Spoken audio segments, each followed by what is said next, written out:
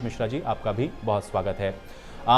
सबसे पहले मैं इस चर्चा की शुरुआत करना चाहूँगा विनय कुमार सिंह जी आपसे।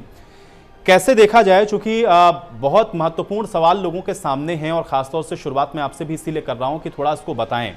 12वीं की सीबीएसई की बोर्ड की परीक्षाएं तो रद्द कर दी गई हैं, लेकिन अब इसके लिए जो पैटर्न तैयार किया गया है या इसके लिए जो व्यवस्थाएं की गई हैं उसको आप कैसे देख पा रहे हैं और क्या इसका कुछ इम्पैक्ट पड़ता हुआ स्टूडेंट्स के ऊपर आपको नजर आ रहा है? क्योंकि स्टूडेंट ये समझना चाह रहे हैं कि अब इसका असर दरअसल क्या पड़ने वाला है। मैं चाह रहा हूं कि आप इसको थोड़ा सा अगर बता सकें।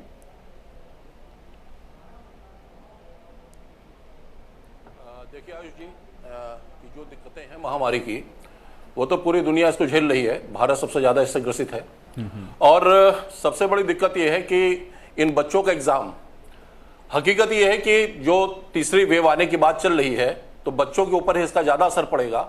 जो भी निर्णय गवर्नमेंट ने लिया, हमारी केंद्र सरकार ने लिया, मगर एक बात इसमें आएगी, जो परीक्षाएं कराई जाए ना कराई जाए, निर्णय हो गया है।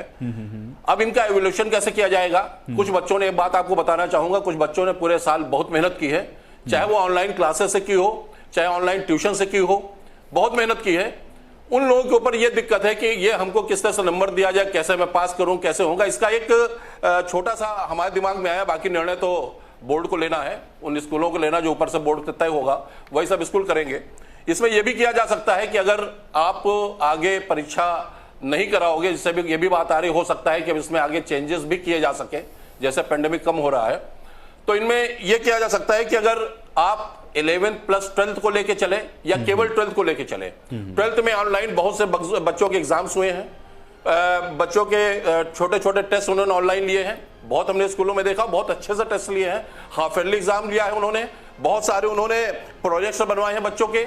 और सबसे बड़ी बात, इसके इवैल्यूएशन का जो मेन क्राइटेरिया होगा वो उस विद्यालय की उस टीचर पे होगा जो लगातार उस बच्चे को पहले पढ़ाती रही, चाहे 9th में चाहे 10th में, और वो बच्चा 11th 12th में गया है। उनको मालूम होगा ये बच्चा हमारे कैसा है, 90 प्लस है, 95 प्लस वाला है या किस तरह है।